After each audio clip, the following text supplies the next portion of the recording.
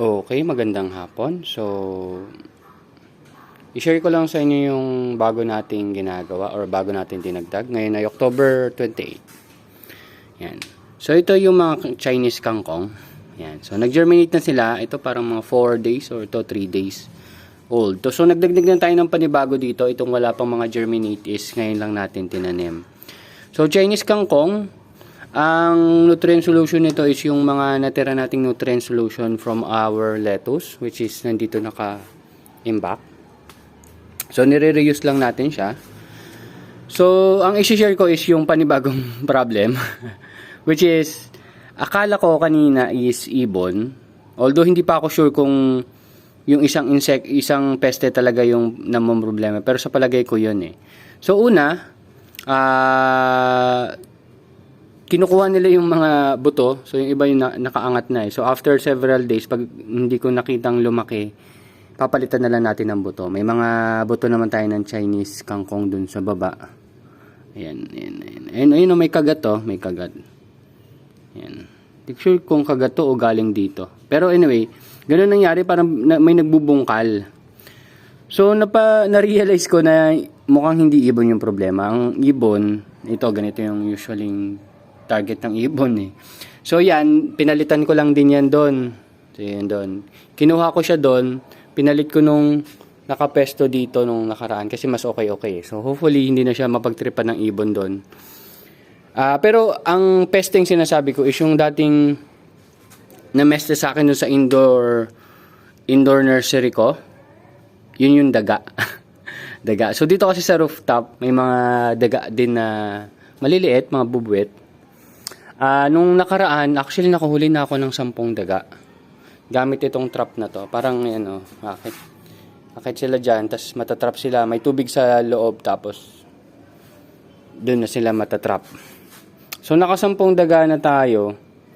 As much as ayaw ko silang hulihin, kaso na peperwisyo din kasi yung tanim natin. Pero later on siguro, babaguhin ko ng setup yan kasi tulad ng naobserbahan ko ngayon, itong setup ko na to, na lettuce, na nakaganyan, na nakaangat ng konti, is hindi naman nila pinapakilaman ng mga daga. So, baka paborito lang nila tong Chinese kangkong, hindi ko sure. Pero, ganun ang mangyayari. So, siguro later on, pag nakaisip na ako ng setup, doon natin ililipat. Pero gusto ko lang i-share sa inyo na yung mga reuse din natin na yung mga natira pa lang nutrient solution, dito natin siya ilalagay. Tsaka yung mga excess seedlings natin, dyan na lang natin sa setup niya ilalagay.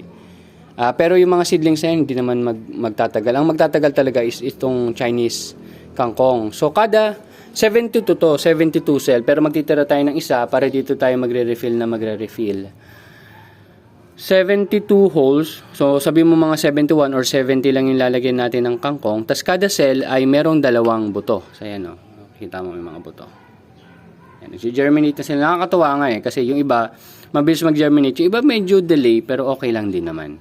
Hindi naman tayo nagmamadali dyan. Pero ang maganda kasi sa Chinese kangkong ay tuloy-tuloy siya tumubo. Ayun, ito. Kinain o. Nawala na yata ito nung... Ay, hindi pala. Bubukas pa lang. Ang problema ko kasi dun sa mga daga, binubungkal nila, tapos kinukuha nila yung buto. Kinukuha talaga nila yung buto.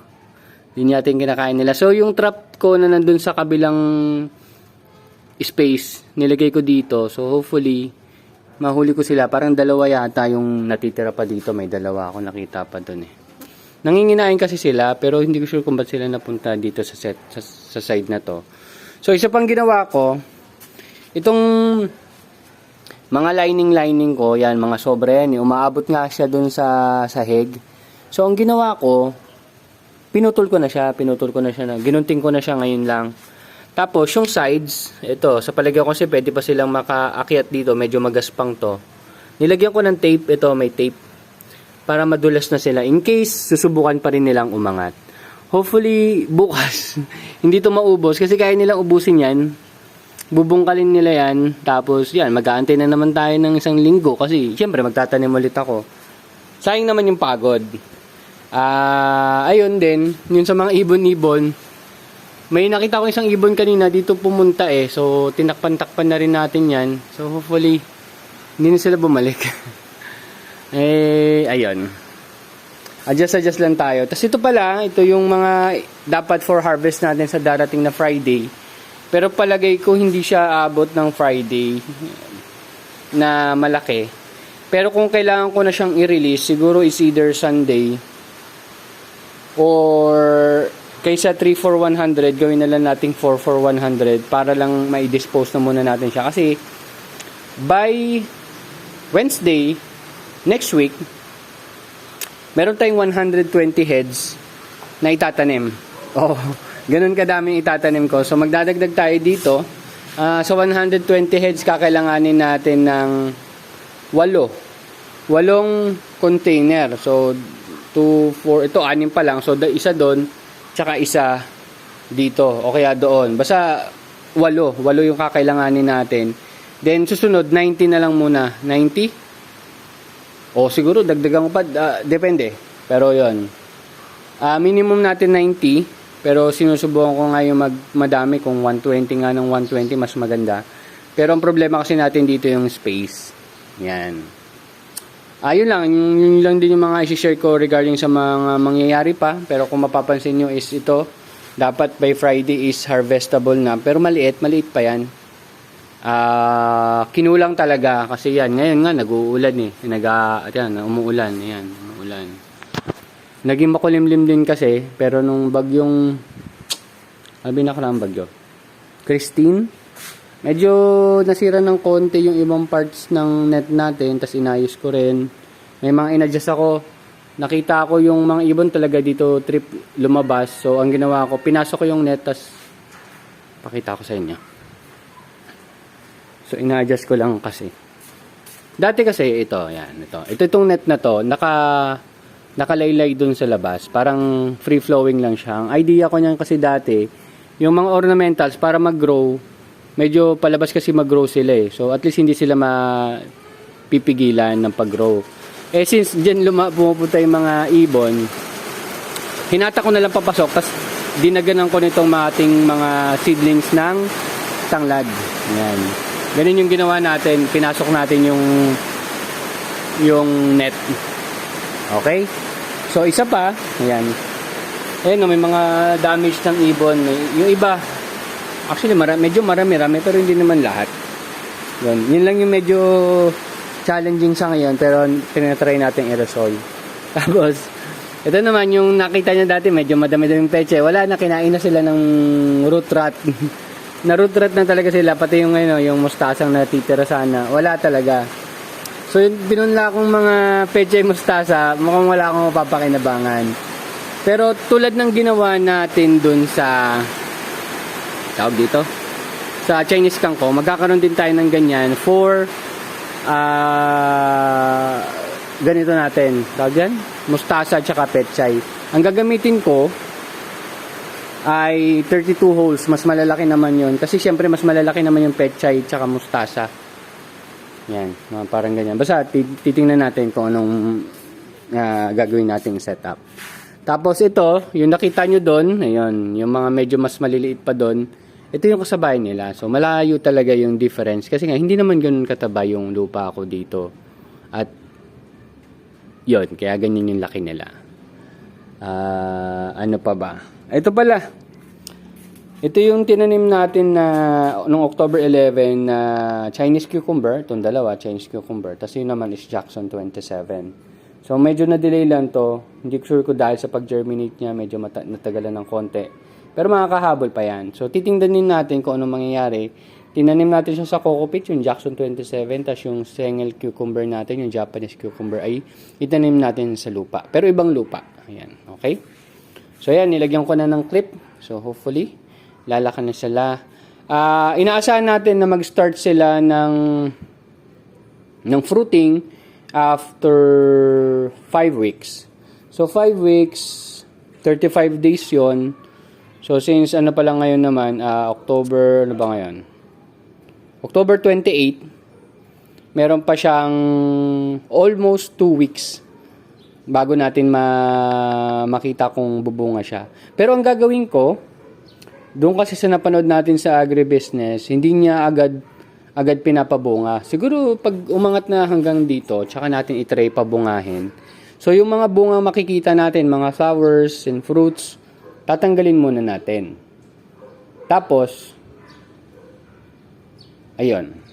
Tsaka natin siya papabungahin pag nandito na yung growth niya. Kasi nung nakita niyo nakaraan, 'di ba, umangat, tas bumaba pa hanggang dito, hanggang kalahati bago siya namatay. Dahil sa root rot. Hindi talaga siya namatay naturally, kaso dahil sa root rot. Yun yung nangyari, yun yung naging cause. Pero yung dito naman sa kokopit natin, hindi naman siya namatay. Ang problema lang, marami siyang spider mites. Yan. So, maraming challenges. So, tingnan natin kung anong mangyayari. Parehas din naman silang parang ito, itong drip na ginawa ko, yung nila, manual drip. So, tingnan natin kung ano pang pwede kong i-apply, pero nag-start lang tayo ngayon. Ito, learning curve natin. Then, yung mga harvest natin din dito sa mga Japanese cucumber natin, isisasabay na rin natin sa sales ng ating lettuce. Okay? Tapos, hindi ko sure kung na-share ko na sa inyo last time, itong Japanese cucumber, itong Sengel cucumber, hindi naman pala pinapalaki talaga ng malaki. 3 inches lang siya. 3 inches, mga ganyan siguro. Tapos, pitasin mo na siya. Kasi yun yung best size niya. Kasi snack cucumber daw ang tawag dyan. So, ito naman, kabila, Jackson 27. So, iba naman yan. So, pinapalaki talaga yan. So, yun, newbie pa rin naman tayo sa pagpapatubo ng fruiting. At least, meron na tayong isang fruiting. Siguro susubukan natin yung bell pepper, pero medyo mahirap din daw yun kasi nakaka-attract naman daw yun ng ibang insect. So, siguro ito lang muna, tapos mga herbs. Tapos, balitaan ko lang kayo kung anong nangyayari dun sa ating arugula, which is nasa baba lang natin itatanim. Maliban na lang kung mag-expand tayo, magpapadami tayo ng binhi ng lettuce, hindi na natin siya maitatanim doon. Pero sa ngayon, kaya pa naman. So, nakita nyo, malago na rin yung natin, mga basils. Tapos, yung mga tanglad na yan, naguugat na yan, lumalabas na yan dun sa pinaka-container. Pero, madali naman siyang tanggalin tapos para for transfer na rin siya. So, magbibigay tayo sa mga kaibigan natin gusto ng tanglad. So, dito, palagay ko, ang lagay na lang natin dyan is mga basil. Yan, mga basil. Kasi yung basil, medyo talagang ayos eh. Ang ganda ng tubo eh. Yan, oh. Basil na lang, no? Punuin na lang natin ng basil yan. Kasi lang ko, hindi na naman tataniman ng iba yan. Or ito, yung damong Maria. Damong Maria, pwede tayo mag-transfer dyan. Kasi meron tayong mga seedlings ng Damong Maria doon, 3 na buhay. Tapos dito yung 4, may isang nabuhay. So, ayun lang. Ano pa ba ito? Nakaabang na to.